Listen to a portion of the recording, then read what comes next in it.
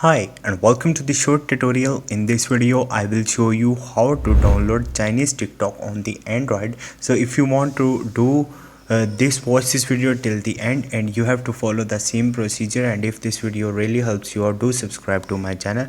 So first of all, you have to open your browser and you have to search for the douyin.com, and you can also get the link from the description of this website. Once you will do it, if you are doing it with your phone, simply you have to click on the three dot and click on the desktop site, and here you will see this type of the page.